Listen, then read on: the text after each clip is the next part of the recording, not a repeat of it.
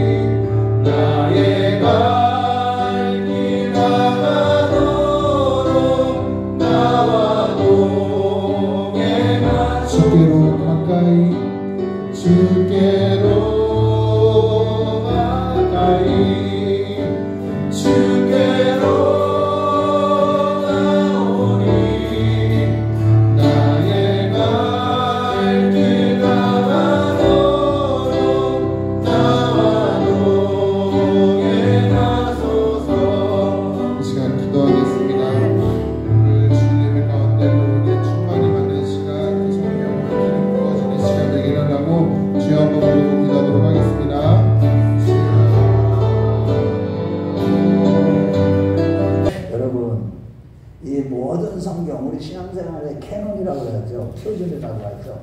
이 모든 성경은 그 예수님이 하나님이시다라는 이 말씀에 그 어떤 이야기도 하고 있지 않습니다. 예수님이 하나님이시다라는 겁니다. 즉 모든 성경은 하나님부터 시작해서 예수로 마치는 내용으로서 예수는 알파와 오메가 되시고 처음과 나중 되시고 시작과 끝으로서 하나님의 이야기를 예수로 풀어내는 이야기가 이 모든 성경입니다. 하나님의 이야기를 예수로 풀어내는 이야기. 즉 구원도 예수고 믿음도 예수고 이런 건 공부를 다 했죠. 우리가 로마서 공부할 때. 또 예수를 교회와 새 예루살렘으로 표현하면서 그 교회와 새 예루살렘을 완성해가는 이야기로서 이 예수를 아는 것이 구원이고, 아멘. 예수 외에 다른 이야기를 하고 있지 않는 것이 바로 이 성경이라는 겁니다. 그래서 예수님께서도 요한복음 5장 39절에 이 성경의 모든 말씀은 즉 나에게 대하여 증거하는 것이니라 라고 요한복음 5장 39절에 말씀하고 있는 겁니다. 이런 관점에서 볼 때 오늘 본문 말씀도 예수를 언약계로 설명하고 있는 내용인 것입니다. 예수를 언약계로, 언약계는 성막성전, 즉 이스라엘 백성들이 출애굽하여 이 가나안 땅에 도착하기까지 그것을 모시면서 살았던 이 성막성전의 그 지성소, 성소 가운데서 제일 안쪽인 지성소에 있는 거기에 언약궤를 두었는데 그 언약궤를 이를 모시고 살아갈 때 이스라엘 백성들이 어디까지 갔어요? 가나안 땅까지 들어갔다는 이야기입니다. 그래서 오늘 말씀을 통해서 예수를 더 깊고 넓고 온전히 깨닫고 모든 문제를 해결받으면서 진정한 자유와 구원을 맛보는 저와 여러분들 되시기를 축원합니다. 오늘 말씀을 들어서 이런 구원과 자유함과 이런 것들을 맛보는 시간이 되어야 돼요. 말씀을 먹는 시간이에요. 이 말씀 시간은. 우리의 영의 양식을 먹는 시간이에요. 아멘으로 입을 크게 벌리시고 아멘함으로 하나님께 영광이 된다고 그랬어요. 아멘. 그 아멘으로 응답하는 자는 그 아멘할 때 말씀이 내 영으로 들어오는 거예요. 아멘.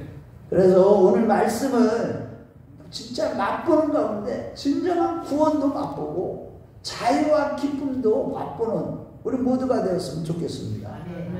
즉 오늘 보면은요, 모세가 시내산 마지막 8번째 등정 때 하나님께서 모세에게 두 돌판을 다시 만들고 또 돌판을 담을 그런 궤를 만들어서 올라오라고 그렇게 말씀해 주셨고, 모세는 두 돌판과 그 궤를 만들어서 하나님께 올라갔는데 하나님은 그 두 돌판에 다시 십계명을 기록해 주시고 그 두 돌판을 언약궤에 넣어둔 것을 41번째 진을 친 어디 평야예요?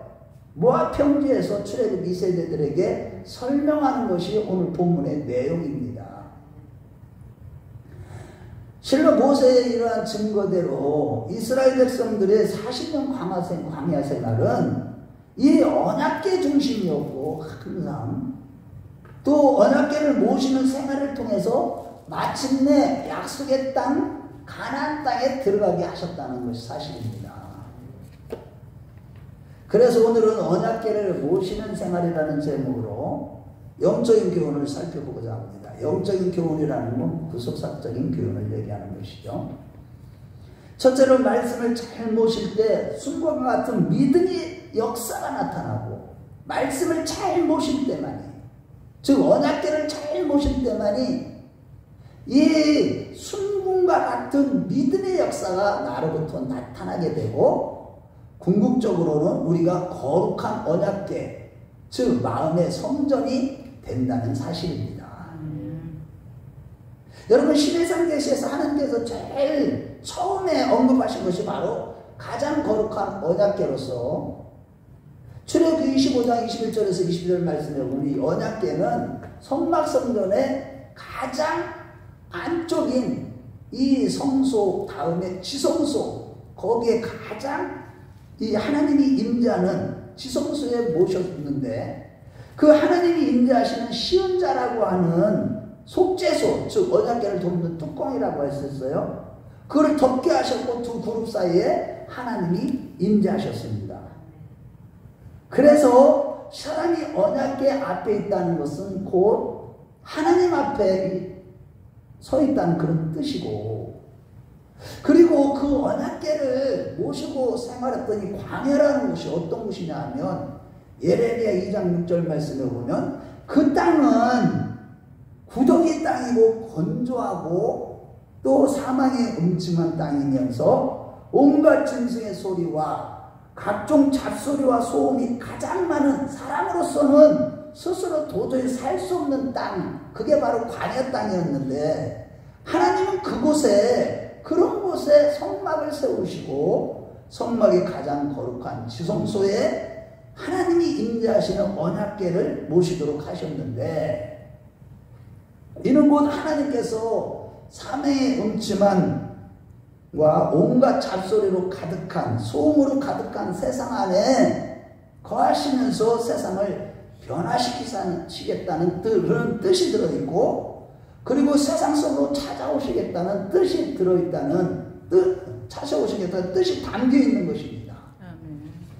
실제로 요한복음 1장 1절에 14절 말씀대로 언약궤를 지성소 안에 들어놓은 것처럼 실질적으로 하나님이 그 광야 땅에 친히 찾아오신 것처럼 예수님은 말씀으로 이 땅에 찾아오셨기 때문에 요한복음 1장 1절에서 14절에 태초에 말씀이 계시니라. 이 말씀이 하나님과 함께 계셨으니 이 말씀은 곧 하나님이시니라. 말씀이 우리 가운데 거하시네 우리가 그 영광을 보니 아버지의 독생자의 영광이요 은혜와 진리가 충만하더라 라고 증거하고 있는 것입니다.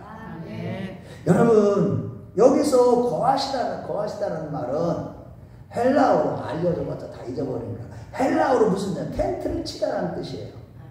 그런데 텐트를 치고 우리한테 같이 거하시면서 뭘로 다 찾아오신다는 거예요. 말씀으로 임재하셔서 우리의 갈 길을 인도해 주시는 것입니다.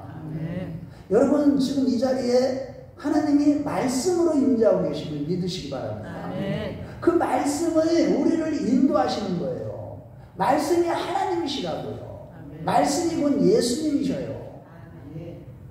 그래서 지금부터 그 언약궤와 그 언약궤 안에 들어간 내용물에 관련된 것들을 우리가 살펴보겠습니다. 첫 번째, 언약궤로서 그 언약궤를 만들 때 그 만드는 그 재료로서 조각목을 사용했는데, 자, 저를 보세요. 조각목이라는 게 무슨 뜻이냐? 십딘나무라고 해요. 십딘나무는 가시나무예요. 일종의 광야에서 나는 가시나무예요. 자, 한마디로 이 나무는 가늘고 옹이가 많고 나뭇결이 비틀어져 목재로는 거의 사용하지 않는 정말로 볼품없는 가시나무입니다. 그런데 하나님은 그러한 볼품없고 흔한 조각목을 가지고 갈고 닦아서 하나님의 말씀이 들어가야 할 가장 거룩한 언약궤를 만들라고 명하셨다는 사실이에요. 그렇다면 왜 굳이 가장 볼품없고 흔한 재료로 가장 거룩한 언약궤를 만들라고 하신 것일까요? 여기에 놀라운 구속의 비밀이 숨겨져 있는 것입니다. 즉 이사야서 53장 2절 말씀에 보면은 그는 누구예요? 메시아는 주 앞에서 자라나기를 연한 순 같고 마른 땅에서 나온 뿌리 같아서 고운 모양도 없고 풍채도 없은즉 우리가 보기에 흠모할 만한 아름다운 것이 없도다. 즉 우리를 구원하시기 위해서 천하고 천한 육신 낮은 인간의 몸으로 오사 십자가에서 죽기까지 고난당하신 예수님을 상징하고 예표하는 것이 바로 언약궤라는 사실입니다. 동시에 조각목은요, 성경에서 우리 인간을 자주 나무로 비유했죠. 사사계도 감람나무, 포도나무, 또 가시나무 이 비유를 들어서 얘기했고, 예수님께서도 나는 포도나무에 너희는 가지니, 즉 나무라고 이렇게 많이 비유했듯이, 물론 잘난 사람도 있지만 대부분 못난 우리 인간들을 상징하는 것이 바로 이 언약궤예요. 실로 인간들은 다 인생의 거친 언약의 조각목과 같아서 거친 비방으로 비틀어져 있고 옹이도 많고 조각목의 가시처럼 자기를 보호한다는 명목으로 다른 사람을 비틀어져 있고 다른 사람을 찌르고 서로 상처를 주고 아프게 하며 정말로 우리 인간은요 모두 하나님 앞에 아무 쓸모도 없는 먼지요 티끌이라고 성경은 증거하는 것입니다. 그럼에도 불구하고 요한복음 1장 27절과 28절 말씀을 볼 때 이렇게 못나고 비천한 우리를 선택하셔서 하나님은 우리에게 하나님의 말씀을 부어주셔서 거듭나게 하시고 하나님의 자녀되게 하시고 하나님이 인자하는 가장 거룩한 하나님의 교회가 되도록 하신다는 사실을 믿으시기 바랍니다. 그리고 또한 언약궤는요 출애굽기 25장 11절 말씀을 보면 성막 안의 모든 성물들 가운데 번제단은 노스로 만들었고 또 향단은 겉에만 금으로 쌌지만 언약궤는 안팎으로 금으로 순금으로 둘러싸서 만들도록 하신 겁니다. 여기서도 순금이라는 단어는 반짝거리다는 단어하고 그 다음에 불순물이 전혀 없다는 단어, 원어적으로 보면 이 두 나의 합성으로서 정결하고 순결하신 예수 그리스도의 신성을 예표하는 것입니다. 그렇습니다. 여러분, 예수님은 이 땅에 오셨을 때 보기에는 조각목과 같이 흠모할 만한 것이 전혀 없으셨으나 그분은 불순물이 전혀 없는 순결하시고 정결 자체이신 성자 하나님이셨습니다. 동시에 성도들 역시 볼품없는 조각목으로 시작하지만 욥기서 23장 10절 말씀을 볼 때 그가 나를 단련하신 후에는 내가 정금같이 순금같이 나오리라고 했듯이 우리도 이 신앙생활 가운데 연단을 받게 되고 연단을 받을 때 우리가 정말로 볼품없고 조각목과 같이 아무 쓸데도 없고 문제투성이고 원망불평투성이지만 우리로 하여금 어떻게 만들어요? 오직 보혈의 피만 믿는 순수한 믿음을 갖게 하시고 연단하는 가운데 아멘. 그 가운데 우리로 하여금 안팎 즉 우리의 영혼과 육신적인 모든 것을 갖다가 보혈로 다 씻어주시사 말씀을 담을 수 있는 거룩한 언약궤 즉 하나님의 성전이 되게 하신다는 사실을 성경은 기록하고 있는 것입니다. 우리가 바로 예수님이 오시면 우리가 바로 하나님의 성전인데 거룩한 성전이 되기까지 어떻게 해요? 날마다 우리를 연단하시는데 그 연단할 때 뭐만 믿게 만들어요? 순수한 믿음 오직 예수 그리스도의 보혈의 피만 믿는 그 믿음으로 우리 안팎 즉 우리의 영과 육신 이 모든 것을 다 정결하게 하셔서 하나님의 말씀을 담는 거룩한 언약궤가 되게 하신다는 사실을 믿으시면 아멘 하시기 바랍니다. 두 번째로 언약궤 안에 들어간 내용물로서 히브리서 9장 4절 말씀에 보면 언약궤 안에는 만나를 담은 그 망아리와 십계명의 두 돌판과 아론의 쌍난 지팡이 언약궤 안에 넣게 하셨는데 그 내용물들의 배경을 먼저 살펴보면 먼저 만나를 담은 그 망아리는 출애굽기 16장에 보면 자 저를 보세요. 제 얼굴을 보시고 눈을 보셔요. 그 출애굽기 16장에 보면 이스라엘 백성들이 출애굽을 해서 한 달쯤 들렸을 때 엘림에서 시내산 사이에서 무슨 일이 했냐 배가 고파하고 하나님께 원망했을 때 하나님께서 뭐라고 그랬어요? 기다려라. 내가 하늘로부터 너희들이 먹을 것을 내려주리라 그러고 저녁에는 매출하기를 아침에는 만나를 내려주셨어요. 그럼 그 만나를 내려주셔서 그 만나를 먹고 하나님께 감사하면 됐는데 출애굽기 16장 15절에 보면 서로 이르되 이것이 무엇이냐라고 이렇게 하나님 앞에서 말한 거예요. 그런데 이것이 무엇이냐는 그 뜻의 그 만나라는 단어는 불신이 담겨있는 단어라는 뜻이에요. 불신이 담아있는 말을 한 거예요. 하늘에서 떨어지는 양식이 가시 않고 별것 아닌 것 같이 보이니까 하나님께 감사를 드리기는커녕 이것이 무엇이냐 라는 불신하는 처럼 말한 것이에요. 이렇게 불신의 요소가 담긴 만나 항아리를 언약궤 안에 들어가게 하신 거예요, 하나님이. 그리고 십계명에 기록된 두 돌비 역시 이렇게 30장에 보면, 자, 저를 보세요. 모세가 이번에는 6차 등령할 때는 오래 있다 내려올 것을 미리 예견하고는 백성들에게 오래 머물게 될 것을 미리 알리고 단단히 준비시키고 올라갔어요. 그런데 신출애굽기 32장 1절 이후에 보면 이스라엘 백성들이 이 모세가 40일 동안이나 내려오지 않을까, 그 밑에서 무슨 죄를 저질렀느냐 하면 하나님을 섬기라고 아브라함의 언약대로 많은 재물을 갖고 나오게 했는데 그 은금패물, 귀걸이, 목걸이 뭐 이런 것들을 갖다가 뭐를 만들었느냐? 금송아지를 만들고 그것을 섬기면서 그 앞에 춤을 추면서 우상을 숭배를 하는 그 엄청난 죄를 범한 거예요. 모세가 40일 동안 이제 하나님께 언약궤 두 돌판에 십계명을 받아고 내려오는데, 그런데 그 사실을 발견하고는 그 언약궤를 다 깨뜨려 버리신 거예요.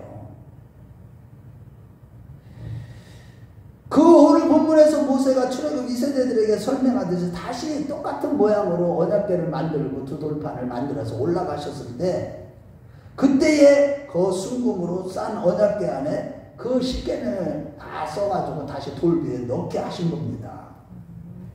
이와 같이 이 십계명 두 돌판도 보면은 뭐를 설명하느냐 하면, 이스라엘 백성들이 하나님의 말씀을 믿지 못하고 기다리지 못하고 인내하지 못하니까 뭐를 우상을 숭배하는 그런 엄청난 죄를 지은 것을 깨닫게 하는 그런 모습, 그런 십계명의 두 돌판을 놓게 하신 것이죠. 또한 아론의 쌍난 지팡이는 하나님이 세우신 권위, 곧 민수기 16장 이후의 말씀에 보면 고라 자손과 다단과 아비람 일당이 이 모세와 아론에 대한 권위에 대해서 도전했을 때 하나님께서 이스라엘의 12지파의 두목들의 지팡이를 다 지성소 안에 넣게 하고 그 다음날 일어나 봤더니 어떤 일이 벌어졌어요? 민수기 17장 8절 하반절에 보면 아론의 지팡이에만 어떤 건 음이 돋고 순이나 꽃이 피어서 살구 열매가 열린 거예요. 놀라운 기적을 통해서 하나님께서 모세와 아론 그들을 세운 권위를 인정해 주신 것이죠.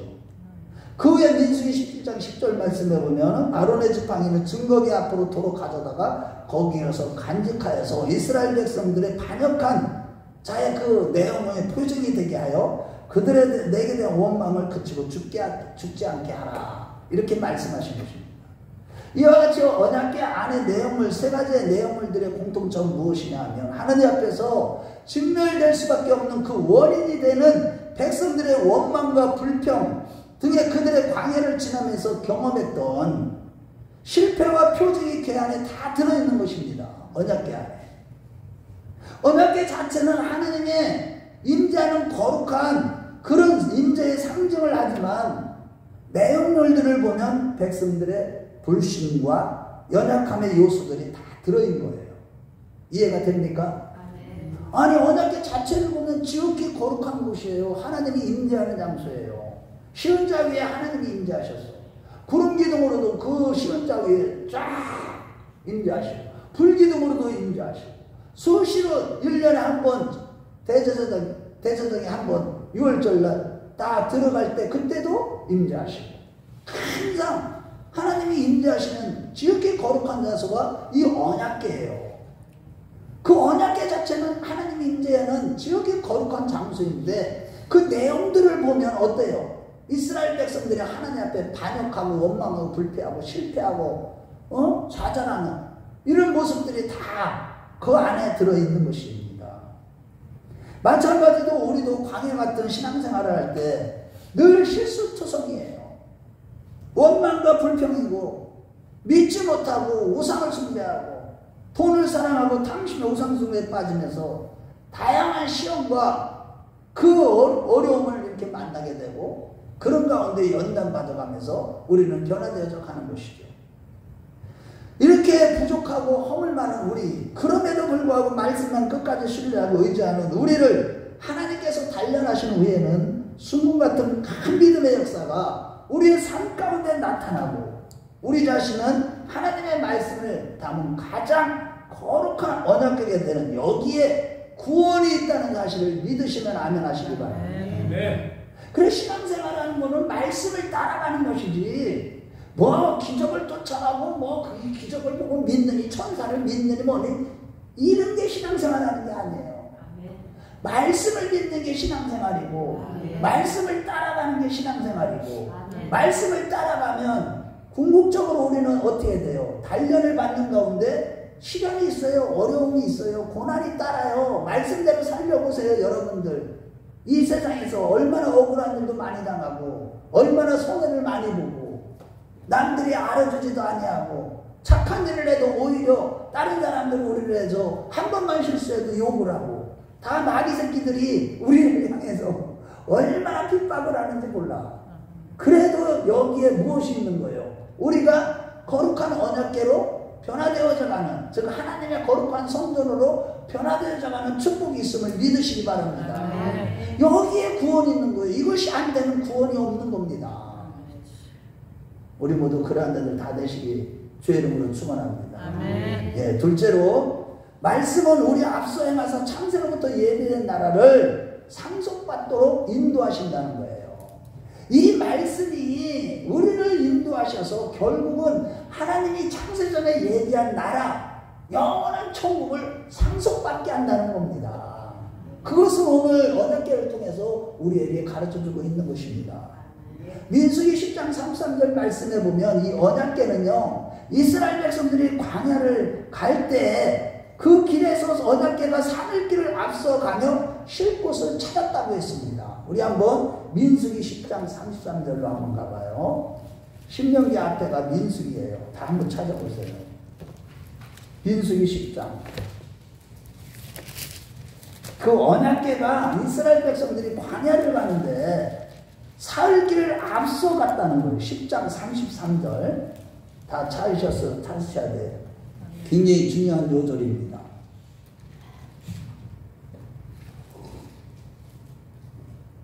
자, 시작. 그들이 여호와의 산에서 떠나 3일길을 갈 때 여호와의 언약궤가 그 3일길에 앞서가서 그들의 쉴 곳을 찾았고. 아멘. 아멘. 자, 왜 이렇게 3일길을 앞서서 언약궤가 앞서서 그들이 거할 이스라엘 백성들이 거주할 쉴 곳을 찾았느냐 이거예요. 왜냐하면 광야는 이전에 가보지 못한 길이고 전혀 길이 없는 곳이기 때문에 하나님이 친히 없는 길을 만드시면서 백성들을 인도하시기 위함이라는 사실이에요. 아멘. 여러분 생각을 잘 하면서 들으셔야 돼요. 오늘 마찬가지로 우리가요 오늘날 오직 말씀을 따라가지만 때때로 여러가지 어려움에 봉착할 수 있다는 겁니다.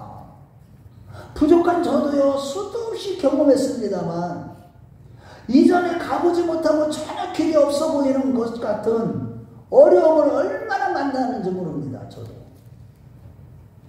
그러나 여러분 전혀 두려워하거나 걱정할 이유가 전혀 없는 것은, 왜냐하면 첫 번째는 오늘 10장 33절 상반절 말씀대로 그 길을 나 혼자 가는 것이 아니라 하나님이 함께 하사 전혀 없는 길을 만드시면서 우리를 인도하시기 때문인 줄로 믿습니다. 즉 하나님이 앞서 진행하시기 때문에 우리가 하나님의 말씀만 붙들고 쫓아가다 보면 때로는 어려움을 만나기도 하지만 또 길도 없는 것 같은 어려운 일에 봉착해서 모든 사방으로 의유상을 당하고 너무나 힘들고 어렵지만 반드시 하나님의 영광 가운데 우리의 살 길이 나타난다는 사실을 믿으시기 바랍니다. 저는 이것 때문에 여기까지 왔어요. 우리도 모두 다 그렇게 걸어가고 있는 겁니다. 그래서 그걸 불확실성의 은혜라고 신학적인 용어로 그런 단어를 쓰는 신학자들도 있어요. 두 번째는 언약궤가 앞서 진행하면서 10장 33절 하반대로 뭐라 그랬어요? 우리가 쉴 곳을 찾아서 그 길로 인도하시기 때문에, 찾아서, 여기 쉴 곳이라는 것은 메노아라는 단어인데 영원한 안식처라는 의미이고요, 찾았다라는 단어는 이 메트로라는 단어인데 자세히 살피다 정참하다, 즉 우리가 영원히 쉴 곳, 그 안식처를 위해서 하나님이 가시면서 앞서가시면서 여기 구덩이가 있어서 사람들이 넘어지겠구나. 여기는 사자가 숨어 있으니 사자 밥이 될 수도 있겠구나. 등등 이쪽 저쪽을 자세히 살펴서 정탐하시면서 그들이 거할 안식처를 찾아주시기 때문에 염려할 이유가 전혀 없다는 사실입니다. 하나님이 이 광야길 길도 없어. 그런데 그들이 쉴 곳, 즉 영원한 안식처, 그거를 찾아서 그것도 이리저리 정탐하면서 두루 찾으면서 쉴 곳을 우리에게 찾아주시기 때문에 염려하거나 근심하거나 걱정할 이유가 없는 우리 신앙생활에는 두려워할 이유가 아무것도 없는 겁니다. 실로 우리의 나그네 인생길에 내가 안식처를 찾으려고 한번 노력을 해보세요. 여러분, 우리가 보면 육신에 속한 신앙생활을 하면은 자꾸 내가 뭐를 편안한 거를 안락함을 추구하려고 하는데 그럴 때마다 어떻게 해요? 뭔가 안식처를 찾은 것 같은데 안식이 됩니까? 안 됩니다. 하나님이 찾아주셔야만 됩니다. 하나님이 찾아주실 때 진정한 안식이 있고, 할렐루야. 하나님이 인도하시는 곳에 도착할 때 우리가 그 자리에 딱 섰을 때 어떤 일이 일어나요? 참된 평안과 안식이 일어나는 거예요. 그 길을 하나님이 정탐하시고 살피시고 하셔서 그 영원한 안식처를 우리에게 찾아주시기 때문에 우리가 당하는 모든 광야 같은 어려움을 만나도 근심 걱정할 게 아무것도 없고 두려워할 게 아무것도 없는 것입니다.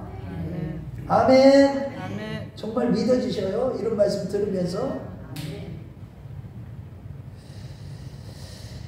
우리는요, 자꾸 내가 무엇을 찾으려고 하니까, 내가 하나님이 찾아주시는 대로 우리가 말씀만 따라가기만 하면 하나님이 찾아주시는데, 말씀하고도 무관하게 내가 무엇을 편안하게 안락하게 찾으려고 살아보려고 애를 써보세요. 안 된다는 겁니다.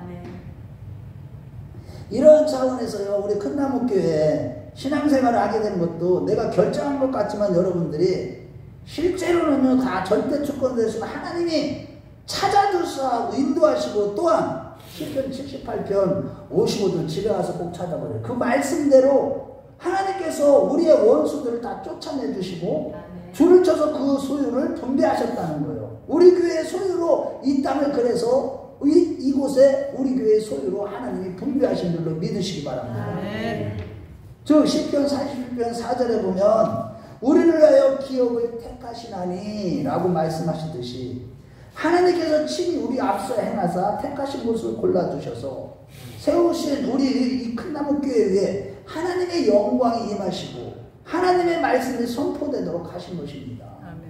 여기서 하나님의 영광이 임하시고 하나님의 말씀이 선포되도록, 제가요 이거를 생각을 많이 해봤어요. 이 말씀에 비추어서 왜 하나님이 이곳에 이렇게 이 도시의 운정에 이 변들이 아주 사람들이 잘 다니지 않는 곳에 이곳에 왜 이 교회를 세우시고 여기에다가 거룩한 하나님의 성전을 짓게 하시고 이 하나님이 임재하는 가운데 오직 복음을 선포하게 하시는 것일까? 사람들이 좋아하는 다른 복음, 기복신앙의 복음, 인본주의의 설교가 아니라 십자가에도 사람들이 듣기 싫어하고 예수님의 제자들도 요한복음 6장 66절 이후에 보면 진짜 예수님이 복음을 전하니까 육신에 대한 설교를 할 때는 오병이의 기적을 베풀고 이런 설교들을 병을 고치고 귀신을 쫓아낼 때는 수많은 사람들이 몰려들다가 왜 복음이 전해지니까 떠나냐고요. 다 떠나는 거예요. 다 떠나잖아요. 그런데 여러분들은 왜 안 떠나고 있어요? 다 이유가 있는 거예요. 잘 들어보세요. 아멘. 우리를 하여금 이러한 예비하시는, 하나님이 예비하시는 안식처로 인도하시기 위해서 찾으시고 정탐하시기 때문에 우리는 조금 더 두려워하거나 염려할 이유가 없는 겁니다. 아멘. 세 번째는요, 민수기 10장 35절에서 36절에 보면 이제 우리가 대적들을 만나죠. 교회가 떠날 때는 어저께가 앞서가서 주의 대적들을 다 쳐주시고 진멸하셨기 때문에 염려할 이유가 없는 거예요. 말씀만 따라가는 자들은. 그렇습니다. 여러분, 우리가 언약궤의 말씀, 그 하나님의 말씀을 따라가다 보면 다양한 대적들을 만나지만 우리가 기도할 때 하나님은 우리의 대적들을 다 쳐주시고 진멸시켜 주심을 믿으시기 바랍니다. 말씀만 따라가는 자들은 하나님이요 기도만 해보시고 다 귀신들을, 우리의 대적들, 우리의 원수들, 나를 장애하는 것들을 다 물리쳐 주시고, 할렐루야.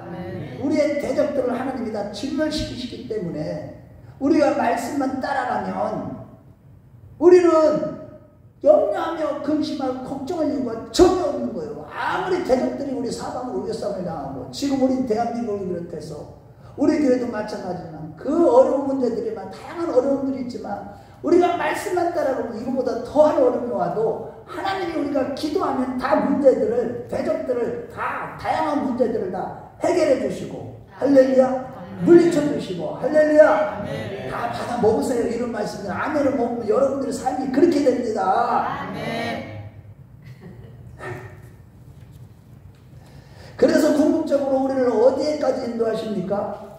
어디에 도착하게 하시는 거? 이렇게 하시면서 마태복음 25장 3절을 말씀해 보면, 창세로부터 너희를 위하여 예비된 나라를 상속받으리라고 했듯이 이렇게 궁극적으로 하나님이 우리 대적들을 다 물리치면서 영원한 창세로부터 하나님이 예비한 그 천국을 상속받도록 하시는 겁니다.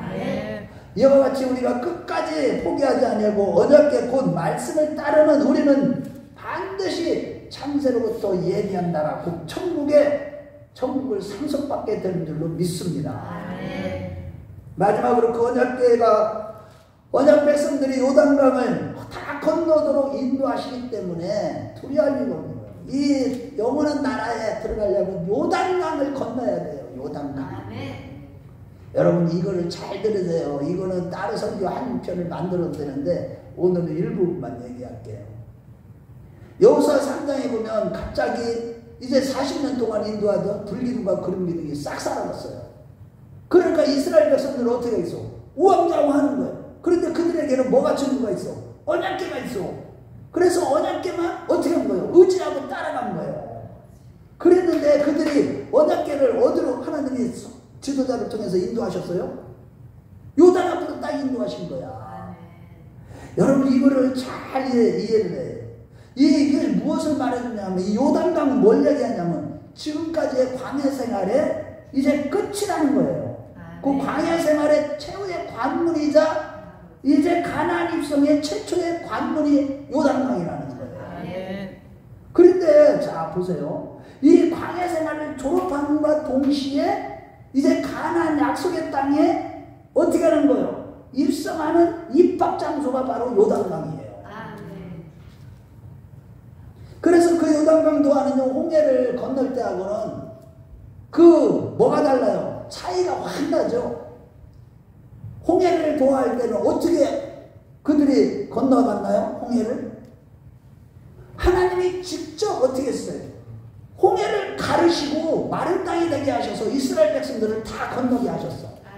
그런데 요단강은 어떻게 했어요? 하나님이 어떻게 건너게 하셨어? 언약궤를 맨 제사장이 발을 내디딜 때 요단강이 즉 아담 마을에서부터 이 사해 가운데 그 모든 물을 다 멈추게 해가지고 그 강을 건너가게 하셨다는 겁니다. 그런데 건너가게 하실 때 그 방법이 어떻게 되냐? 이제는 홍해를 도할 때는 믿음이 약하기 때문에 하나님이 직접 해주셔야 하는데, 그런데 40년 광야 생활을 마치니까 이제는 믿음이 잘했으니까 너희 믿음대로 행하라는 거예요. 믿음대로 발을 내디딜 때 갈라지게 하신 거예요. 여러분 이런 핑계들을 모르면 신앙생활하면서 구약성경 한번 읽어도 이 구속의 경륜을 깨닫지 못하면 이해를 못해. 이게 말씀이 생수가 돼야 되는데. 그런데 이런 거 설교하면 어려운 설교라고 그래갖고 간증 설교는 그냥 설교 내용이 쏙쏙 들어오는데 이런 설교는 잘 못 알아듣는 이게 문제예요. 그래서 이거 눈을 열어 귀한 복을 보게 해달라고 시편 기자는 그렇게 기도한 거예요. 시편 기자가 뭐 대단해요? 시편 기자도 시편 112편 18절에 하나님이여 내 눈을 열어 주의 귀한 법을 보게 하소서. 성경을 읽어도 무슨 말인지를 도대체 모르는 거예요. 특별히 구약성경은. 구약성경이 다 복음이에요. 모든 성경이 다 복음이에요. 복음. 율법과 복음이에요. 그런데 이런 내용들을 너무 모르는 게 문제예요. 자, 그래서 여기서 깨달은 것은 뭐냐면 우리가 이제껏 이 교회에서 배운 말씀들을 믿는 믿음으로 이제는 그 말씀이 나를 다스리고 말씀이 나를 주관하는 믿음, 말씀과 연합하고 항상 말씀과 내가 하나가 된, 예수와 내가 하나 된, 말씀 대신 예수가 내가 함께 돼버리면 우리가요 믿음으로 행하는 것마다 다 기적이 일어납니다. 아멘. 이게 바로 요단강 도하예요. 그런데 중요한 것은 여러분, 우리가요 그 믿음이 있을 때 요단강이 갈라지는 거예요. 여러분들 보세요. 교회 생활 이렇게 하면서 연단을 수도 없이 받죠. 내가 이렇게 열심히 기도하고 이렇게 중사하고 이렇게 교회를 섬겼는데도 여러 가지 문제들이 있어. 그런데 그 문제들을 주신 게 복이에요, 여러분. 저도요 이런 문제가 없으면요 진리를 깨닫지도 못했어. 십자가가 없으면 하늘문이 안 열리는 거예요. 이 성경은 다 그걸 얘기하고 있어요. 예수님과 십자가 외에는 얘기하지 않아요. 천국 가는 길이 예수님과 십자가가 없이는 못 가요. 다른 길은 없어요. 그런데 여러분 여기서 중요한 사실은 두 가지예요. 그 요단강을 건널 때 그 언약궤와의 거리예요. 어떤 거리를 유지하냐는 거예요. 그게 여호수아서 3장 4절 말씀이에요. 거리를 2000규빗이 되게 해야 돼요. 2000규빗이 약 900m인데 약 1km 정도 거리를 띄우고 그 언약궤를 쫓아가라는 거예요. 그 얘기는 뭐냐? 이 언약궤는요 하나님의 거룩한 임재를 상징하는 것이죠. 자, 이것은 뭐냐면 이 언약궤의 간격을 유지해야 돼. 언약궤를 앞서지도 말고 어떻게 하라는 거예요? 뒤처지지도 말라는 거예요. 간격을 유지하는 가운데 약속의 땅에 들어가야 된다는 겁니다. 이게 무슨 말이냐면 우리의 생활은 말씀과의 간격을 유지하는 것이 중요하다는 것은 중요한데, 왜냐하면 말씀이 내게 신이 가까워 내게 있고 내 마음에 있은즉 내 입에 있고 내 마음에 있으면 내가 이를 행할 수 있는 거야. 여기에 구원이 있는 겁니다. 말씀과의 간격이 멀어지면 안 된다는 거예요. 항상 말씀이 가까이 있어야 돼. 내 입에 가득해야 돼. 아멘. 그런 신앙생활을 할 때만이 그 요단강이 갈라지는 거예요. 그럴 때 이게 보세요. 잘 들어보세요. 우리가 어떤 일을 할 때 말씀보다 앞서면 안 됩니다. 아멘. 말씀에 또 너무 지쳐지지도 않아야 되고, 말씀이 항상 무슨 일을 하든지 간에 말씀이 무엇라고 말씀하시는지 그거를 지금 날마다 먼저 알아보셔야 된다는 거예요. 어떤 일을 결정한 후에 말씀이 그래 그 확증이 딱 들었다 그러면 계시록의 7교회처럼 어떻게 해야 돼요? 7교회 중에서 칭찬받은 교회가 어느 교회예요? 서마나 교회와 필라델피아 교회처럼 그 말씀 앞에 절대 충성하고 끝까지 그 말씀을 지키는, 할렐루야, 그런 가운데 영적인 싸움에서 이기는 교회와 성도가 되셔야 될 줄로 믿습니다. 자, 두 번째로 또 한편으로는요, 출애굽기 3장 17절, 여호수아서 3장 17절 말씀에 보면은 그 말씀을 맨 언약궤를 맨 대제사장들이 이제 요단강을 딱 갈라서서 중간에 딱 씁니다. 성령님이 거기 멈춰라. 그러라고 이스라엘 백성들이 다 지나간 후에 어떻게 했어요? 언약궤를 맨 제사장들이 지나갔어요. 요단강. 이게 무슨 뜻이냐면, 자, 우리가 영적으로 성숙한 믿음에, 우리 교회 안에 보면 여기 높은 자리에 오른 분들, 믿음이 성숙해져간 사람들이 믿음으로 요단강을 갈라. 그래가지고 자기가 구원의 길을 걸어가. 그런데 중요한 것은 아직 믿음으로 약한 자들, 뒤처진 자들이 있어요, 없어요? 교회 안에도. 그런 자들이 있단 말이야. 그런데 그런 자들을 내버려 두고 가면 그런 자들은 어떻게 해? 요단강물에 다 죽어. 다 덮여버려. 이 얘기는 뭐냐면 어떤 교회가 진짜 좋은 교회고 올바른 교회고 하나님을 기쁘시게 하는 교회냐. 믿음으로 자기 자신을 막 달려가는데 뒤처진 자들이 있어. 이 교회 안에. 그런 자들이 올 때까지 기다려주는 교회가, 기다려주는 교회와 성도가 돼야 된다는 거예요. 그 얘기는 뭐냐면 교회 안에 보면은 믿음이 약한 자가 있고 믿음이 큰 자가 있어. 또 믿음의 그 용사, 또 하나님이 세운 지도자가 있어. 지도자들은 항상 누구를 기준으로 해야 돼? 믿음이 약한 자들을 기준으로 해서 기다려줘야 돼. 이런 교회가 진짜 좋은 교회고, 할렐루야.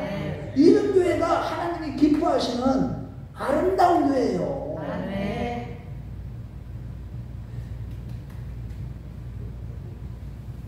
한마디로 요단을 건넌다는 것은 모든 성도들이 말씀을 확신하는 가운데 생명을 건 충성이 있어야만 하는 것입니다. 아니 누구는 말씀 앞에 충성하면 안 돼. 믿음이 약했다고 아니 목사님만 뭘 말씀에 충성하면 되는 게 아니고 모든 성도들이 말씀에 충성해야 돼요. 함께 구원받아야 돼. 함께 천국에 가야 된다고. 나만 가면 돼. 나만 딴 사람은 어쩌든지 말든지 우리 성도가 어떻게 됐는지 말든지 이렇게 하면 하나님이 기뻐하지 않는 거예요. 함께 가야만 되는 거예요. 함께. 저는 이것 때문에 때로는 울어요. 진짜 여러분들이 제 마음을 아는 사람이 있을지 모르겠지만 그러므로 여러분 받은 말씀대로 죽도록 충성하여서 우리의 모든 삶 가운데 항상 승리하는 역사가 있으시길 주의 이름으로 축원합니다. 결론적으로 하나님의 부르심을 받은 우리는 모두 언약궤의 제로인 조각목과 같이 연약하지만 항상 말씀 안으로 들어가서 모든 불신과 원망과 불평이 다 사라지는 역사가 있어야만 되는 거예요. 말씀 안으로 들어가야 돼요. 너무나도 연약하죠. 조각목과 같이 볼품없죠. 쓸모가 하나도 없는 우리예요. 저 여러분들 하나님 볼 때 다 벌레, 다 티끌과 같아요. 똑같아요. 모든 사람이 다 의인은 하나도 없어요. 성경은 선포합니다. 조각목과 같아요. 우리도. 그런데 우리가 있잖아요.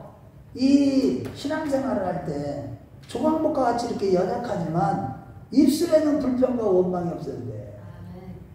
하나님께 대해서 늘 믿음으로 행해야만 되는 것입니다. 만일 그렇지 않으면 하나님과 아버지와 아들의 관계가 되지 않고 만일 그렇지 않으면 이 말씀을 따라가지 못한다면 우리가 주님의 거룩한 신부가 되지도 못하고 마지막 날에 주여 주여 할지라도 주님께서 내가 너를 도무지 알지 못한다는 이런 비극적인 말씀을 들을 수가 있다는 것입니다. 우리 중에는 이런 일이 전혀 없으시길 주의 이름으로 축원합니다. 아무리 주여 주여도 내가 너를 도무지 알지 못한다.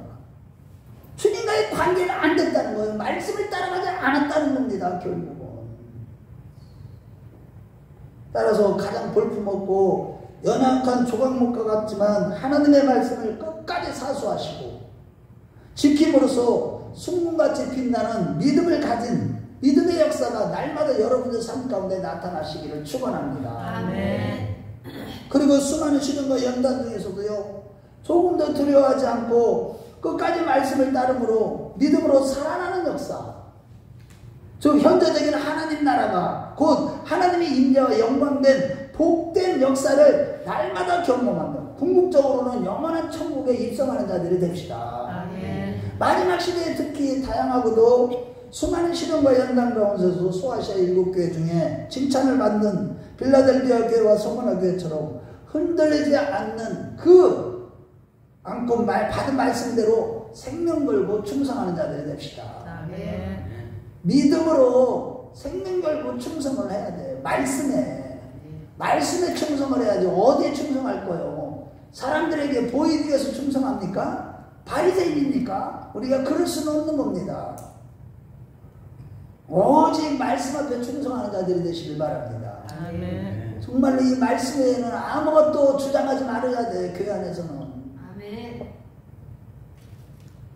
반드시 우리 앞에 크고 작은 모든 요단강이 다 갈라지는 거예요. 말씀만 따라간다면.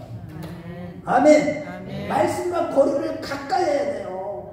말씀보다 앞서면 안 됩니다. 뒤쳐져도 안 됩니다. 늘 말씀과 동행해야 됩니다. 거리를 항상 유지해야 됩니다. 그럴 때 다양한 문제들이 만나지만 그 단련, 이거 말씀과 그 가까이 하다 보면 단련을 받게 되고, 단련을 받으면 우리가 연단되어지면 우리의 믿음이 아주 그냥 대단한 믿음의 역사가 나타나게 되고요. 그 믿음대로 받는 것마다 요단강물이 다 갈라져. 우리 앞에 문제들이 다 해결돼. 내가 행하는 일마다 하나님이 함께 하셔서, 할렐루야, 아멘. 다 복이 되게 하시는 겁니다. 아멘. 우리 모두 그러한 자들이 다 되시길 주의 이름으로 축원합니다. 아멘. 주의 이름으로 축원합니다. 아멘. 기도하겠습니다. 여러분 잠깐 기도하세요.